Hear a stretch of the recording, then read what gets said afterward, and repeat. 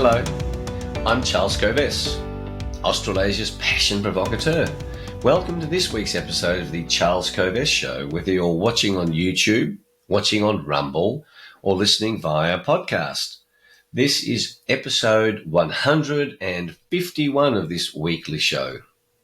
In this week's episode, I want to unpack why pursuing passion can solve many health problems. I say that pursuing passion can lead to a reduction in mental health medication. I say that finding and pursuing passion is much better than taking pills. I explore some common types of mental disorders and mental health problems. I discuss the DSM-V manual from the American Psychological Society and problems with that DSM-V. I share 5 big reasons why pursuing passion solves mental health problems. And I share some ideas on how to help you or those you love who don't know what their passion is on how to discover it. Mental health problems are challenging. This episode will help overcome those challenges. Our format for the show is that I share the big idea for the show, resources to help you pursue the solutions from the big idea, a quick review of key happenings during the week in Australia and around the world, and then for newer viewers and listeners, I go into the foundational principles for this show and more background about me, where regular viewers and listeners already know that, so they don't have to stick around for that. So let's go with today's big idea. This show came about because of my regular introduction to my weekly TNT radio show, which happens at 4 p.m. every Saturday, Melbourne time, which is 11 p.m. Friday night, Los Angeles time, which is 7 a.m. Saturday, London time. At the introduction to the radio program, I say that pursuing passion can solve mental health problems, but I never really explain why that's so in any detail. So that's why I'm doing it now. Pursuing passion can be a full-time, highly energizing process. When you are passionate about your work, you'll never work another day in your life. When you're passionate, you don't have time to worry about your mental health problems. Indeed, many mental health problems come about because of worry about mental health problems. Indeed, what are mental health problems? Well, the Diagnostic and Statistical Manual version 5, published by the American Psychological Society, that means there are 4 previous editions, lists over 300 mental disorders. How about that? 300 of them. In edition 1, there were many less disorders. You'd think that's strange, wouldn't you, with tens of thousands of years of human history? I think they're making up a lot of these mental health problems. Indeed, there are very few of these mental health disorders that have any scientific basis for them. You've heard the mantra over the last 3 years, particularly, trust the science. Well, there are no scientific tests. Psychologists and psychiatrists develop their opinions based on learning as to whether or not people have mental health problems. And as I'm doing this show, I want you to think about, don't just think about yourself here. Think about people that you know who have mental health problems, who consider that they've got mental health problems. So you might bring this show to their attention. Non-scientific opinions are the prime way that people are diagnosed with having these mental health problems. And of course, if you don't think like other people, that can be diagnosed as a mental health problem. You see, this is quite a loose idea. And I just want you to understand how quickly you can be diagnosed pills, or people can be diagnosed pills. And I'll go in the third person so you're not personalizing this, but helps you think of other people. You can be diagnosed pills. People can be diagnosed pills, and then the side effects, often called side effects, but actually the additional effects of such pills are horrifying. Now, I concede that there are some pills that help some people get out of a hole sometimes. I'm not saying I use the word never. I don't like being absolute, but generalizations are the only way we can talk about human behavior, because each one of you is a weirdo. Every person is a weirdo. And so the ideas I'm sharing here are necessarily general, and I'm happy to have a discussion with any of you about specifics. Now, what are the types of mental health problems that I'm talking about? Well, depression, bipolar disorder, ADHD, codependency, undue codependency, obsessive-compulsive disorder, post-traumatic stress disorder, paranoia, grandiosity, delusions of grandeur, dyslexia, amnesia, dementia, schizophrenia. On it goes, 300 of them, all these highfalutin names. I say again, it just blows me away that there are almost no scientific tests. They're all opinions of people who say you shouldn't be like this. And so the first question to ask is, does someone really have a mental disorder? Now, let me tell you why I think pursuing passion solves many mental health problems. And I say this from a background of regular viewers will know, this is episode 151. Like, I am a passion provocateur. I know the difference that passion makes. And I also know that less than 20% of people are passionate about what they're doing. That, I think, is a tragedy. And that's why this message is so important. There is a mental health epidemic around the world. There's a mental health pandemic, and it's been exacerbated by the behaviour of governments over the last 3 years, of lockdowns, of separation of people, of losing our human connection. So why is pursuing passion better than taking pills? Why can it help solve mental problems? Number one, because passion is spiritual.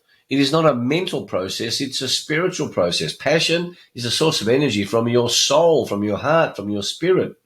Mental health problems necessarily come from your mind. So what you're doing is not focusing on your mind, but focusing on your soul. Secondly, it takes away that focus from your mind, because dwelling on your problems makes those problems bigger. Thirdly, the two biggest emotions that drive us are love and its opposite, which is fear. And each one of us lives on that spectrum from love to fear. Love comes from your soul, from your spirit. Fear comes from your mind. And I say, and bear in mind, I've been 30 years doing this work. I'm an expert in this space. Any of you who say that I'm not can go and get stuffed. I am an expert. Why? Because I've spent 30 years on this.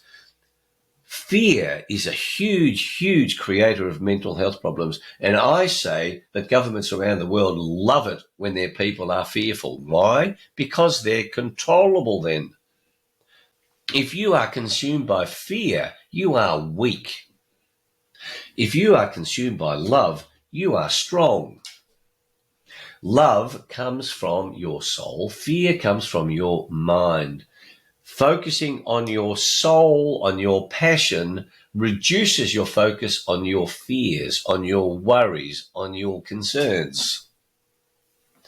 When you focus on your soul and your passion, it gives you direction. It helps you create meaning in your life. There's a reason to get out of bed in the morning. Without that, you go, what's the point? And then that attitude creates bigger and bigger mental health problems. Number 4 reason. When you are pursuing your passion, it shifts your focus from yourself to achieving outside outcomes. It shifts your focus from internal to external. It shifts your focus to something that you want. It helps you think about, hey, what do I really want, rather than what are the problems with me? We've all got problems. But if you dwell on those problems, they become bigger. If you then focus on pursuing your passion, your internal problems become smaller. They don't dominate your behavior. And your future is created from your behavior, which is created from your thinking. Remember, your soul is where your true meaning comes from. That's your purpose. Your mind is meant to be a tool to help you pursue your purpose, not vice versa. But governments will tell you, ignore soul, spirit, and heart and community and focus on your mind. Aha, says the government, that's where we'll get you, because we'll get you fearful and worried and concerned. And the fifth reason of many, I'm just picking the five big reasons, is that it creates for you a compelling future. You become excited about your future.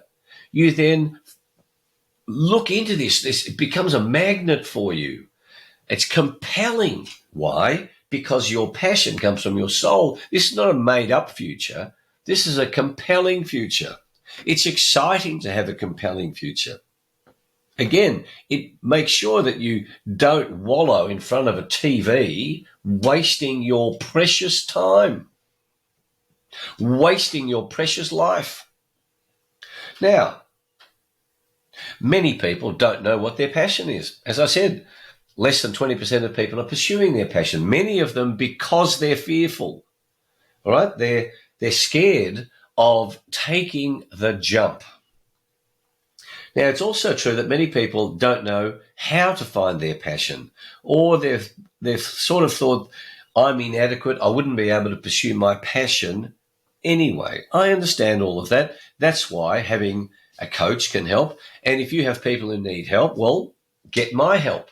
That's the business that I'm in. If you've got younger people, I've just been spending 6 sessions with a 26-year-old, helping him craft his future. How lucky is he? He had his older brother invest in his journey. You can invest in the journey of people with mental health problems. Help them. I can send to you 17 practical steps that will help somebody find what they're passionate about. These 17 steps, just send me an email. I'll send it to you. They're very practical. And one of the key points to make is that you have to make a decision to pursue your passion. You can't just hope that it hits you across the head, suddenly you are enlightened. No, this requires work. And in the tools I'm going to share with you, I'm going to give you a couple of ideas, but I have got a summary of my book that will help you on that journey, or help someone who wants to work out what they're passionate about, that will then lead to them reducing mental health problems and will then lead to them taking less pills. Excuse my voice. I've got a bit of a croak in my voice because I spent too much time talking. In fact, perhaps having coffee will solve that problem, Julie. Oh, that is so good. I love coffee. Julie probably knows. And you, dear listener, if you're a regular viewer and listener, you certainly know. So, the song for the week. It's a number one song from the late 60s, perhaps early 70s, Friday on My Mind by the Easy Beats, an iconic Australian band. And the point about Friday on My Mind is it's all about the whole week, and you spend the whole week at work focused on Friday. Monday morning feels so bad. Everybody seems to nag me. Coming Tuesday, I feel better. Even my old man looks good. Wednesday just don't go. Thursday goes too slow. I've got Friday on my mind. Gonna have fun in the city. Be with my girl. She's so pretty. Okay, this focus on, hey, Friday nights are excitement time. So I can put up with the 4 days of work because Friday night's coming. Similar with passion. Okay? I'm pursuing my passion. I can put up with these challenges that I've got with these mental health problems that people tell me that I've got, because I know that down the future, the compelling future, I can see what's going to happen, just like the Easy Beats could see with Fridays. And there's another great line, do the 5-day grind once more. I know of nothing else that bugs me more than working for the rich man. Hey, I'll change that scene one day. That's what I'm talking about. Change the scene.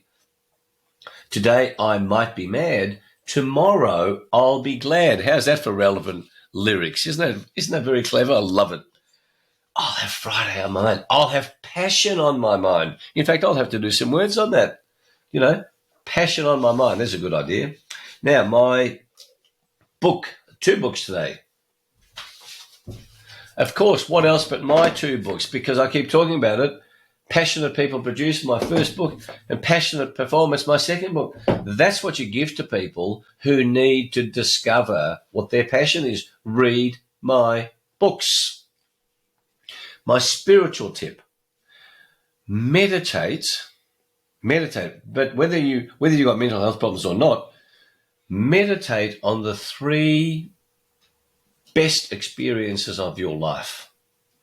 Recreate what are the 3 best experiences of your life and figure out what it was about those experiences that were so amazing.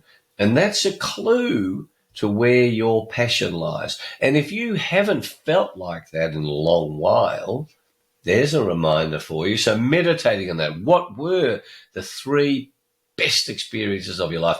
In other ways, what are the 3 greatest achievements of your life? Meditating on that taps back into your soul, your spirit, your heart.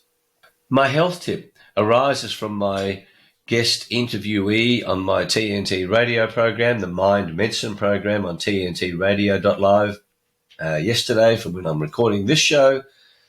Dan Hansen, a dentist, very experienced holistic health expert,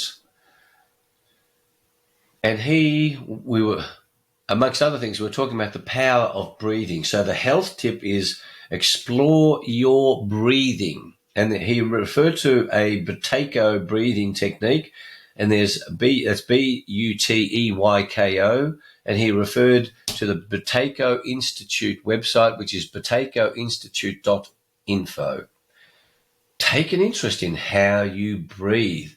And what Dan showed, and I've known this for a long time, is that your breathing is a crucial element in your health. My quote is from Seneca.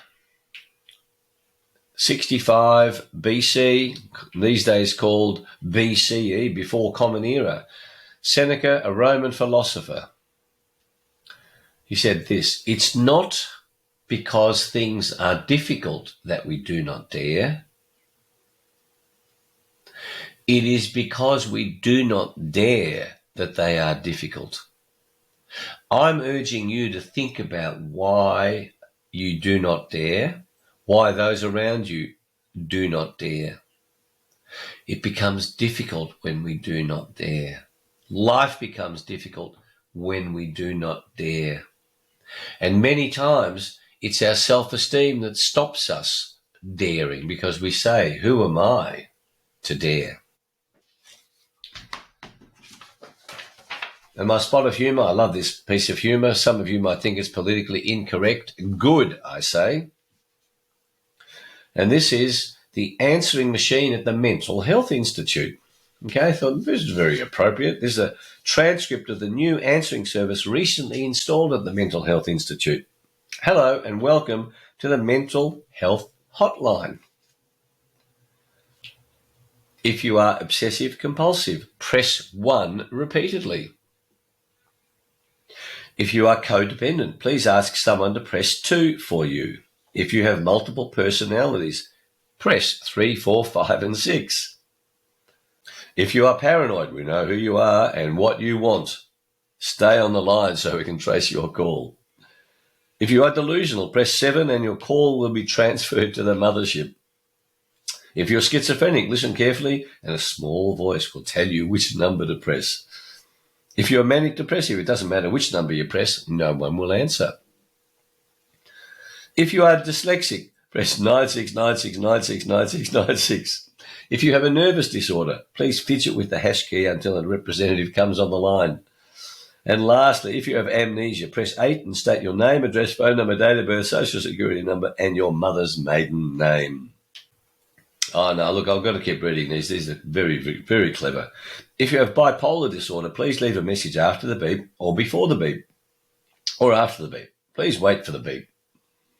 If you have short-term memory loss, press 9. If you have short-term memory loss, press 9. And on it goes. And lastly, if you have low self-esteem, please hang up. All our operators are too busy to talk to you. Anyway, that's what the mental health game is all about. And I'm very suspicious. I'm very suspicious about the desire of our governments to solve mental health problems. And, by the way, if any of you are offended by those jokes, I don't care. I'm not interested in the offence industry, all right? And the whole censorship of comedians is outrageous. Comedians are the leading edge thinkers of how life goes on. That's why I'm chairman of the Australian Institute of Comedy. So there's the 6 resources. Take those resources and think about how they can help you and help those around you, because we do have plenty of people with mental health problems. Pills are not the solution in most cases. Passion is a far better solution. So if you're enjoying this show, please subscribe on the YouTube channel, on the Rumble channel, on the podcast. Please share it with your family, friends, and work colleagues. Please visit our websites, covest.com and charlescovest.com. And now a quick review of some key happenings during the week. I've mentioned the TNT radio program. The beauty of TNT radio that I recommend all of you listen to is that all shows are recorded, so you can go back and listen to all of the shows I've done since January 15, 2022. Like, this is almost a year and a half that I've been doing the Mind Medicine program. The Australian budget came out last week. Now, here's the big lie. There's going to be a surplus this year, but then there's going to be deficits for the next 10 years. Lie, lie, lie. Lies, lies, lies. Not just one lie. Jim Chalmers, the Treasurer. What a fraud being perpetrated on the Australian people. As a legal strategist, as a former lawyer, having got my law degree 50 years ago this year, it is outrageous to note on the front page of the Australian newspaper the behaviours of the Director of Public Prosecutions in the ACT and the Brittany Higgins alleged rape case. The behaviour of senior legal officers, of judges in this country is disgraceful on many counts. And certainly the ACT's DPP, what he did during that case is simply disgraceful, is unlawful, probably criminal. He should have resigned by now. But I hope it makes you question the system that we are in, where all is not as it seems. And in one of my earlier programs, I reminded you one of the 3 big lies is, I'm from the government, I'm here to help you. Keep your radar up for nonsense from your local council about 15-minute cities and 20-minute cities. They're not 15-minute cities, they're 15-minute ghettos. They are designed to imprison you in a small area. The idea of that is they want to get rid of your ability to travel around. They want to force us into electric vehicles when there won't be enough electricity. During the week, I've been exposed to some deep, excellent, vast amount of science about the dangers of 5G technology. If you want that information, please let me know. I will happily share it with you.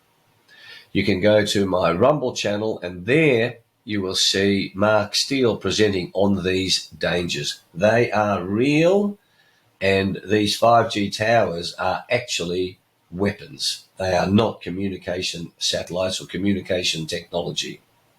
And lastly, the push is on for central bank digital currencies. You know, the government's talking about how wonderful it'll be to all have everybody on digital currency, won't need cash. Nonsense. That will enslave you, heading towards a social credit system like China. Use cash, demand cash. support businesses that accept cash, and support your local business, not big business. Support TNT Radio, not mainstream media. Mainstream media is broadly designed to influence you to be fearful. It is designed to have you have many more mental problems. It's designed to have you focused on the negatives of life rather than the extraordinary opportunity we have to embrace this gift of life that we have rather than shriveling up through fear. Love expands you, passion expands you, fear contracts you. So, if you're new to the show, stick around. I'll go through the foundational principles of the show and also some more background about me. Again, thanks for watching or listening. Until our next show, may your week be full of the pursuit of your passion, the pursuit of discovering your passion, a week of challenge, a week of fun, a week of embracing the gift of life.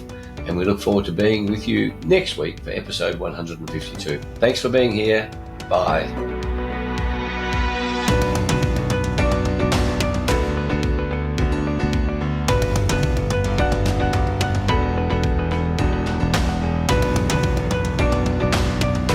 Now, for listeners and viewers who want to know more about my background and what else I do with my life, as well as the foundational principles for this show that's now over 140 episodes. Here it is.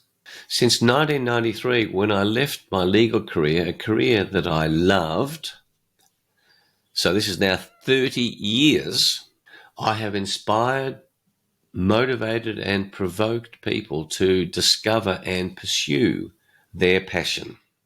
I have helped people with the books that I've written, with speeches at conferences, with seminars, with work with companies, team building programs, and one-on-one executive coaching. I've done this work in big companies, small companies, in government entities. One of my core principles is that freedom is what makes us truly human. That's why one of the greatest threats of government that leads you to observe the law is the loss of your freedom via being jailed, incarceration. Without freedom, you and I are not much different to animals. This commitment I have for freedom is carried out by me primarily through 5 channels of activity. Number 1, I fight to preserve your freedom and everyone's freedom to pursue their passion. Number 2, inspiring you to be free through excellent health. Number 3, helping preserve freedom globally through the expansion of industrial hemp. I'm CEO of a hemp company that manufactures the world's best machinery. Hemp is a miraculous crop that enables every community to thrive independently of government. And in this way, the power of government to take away your freedom is minimized. Of course, as a subset of that, I fight for freedom to drink coffee. Number 4, I fight for freedom through legal strategies, through being the interface between lawyers and their clients, because clients don't understand lawyers and lawyers don't understand clients. And finally, as chairman of the Australian Institute of Comedy, I fight for freedom of thought and speech by comedians through humour, comedy and laughter, because suppressing the freedom of speech of comedians is the beginning of the end of freedom. The foundational principles for this weekly show are founded on the formula SA plus P equals S. Your self-awareness, SA plus P, your passion, equals S, your success. You will be successful when you have high self-awareness and you're pursuing your passion. The best definition of success that I have found over the years is this: success is the progressive realization of your worthy ideal.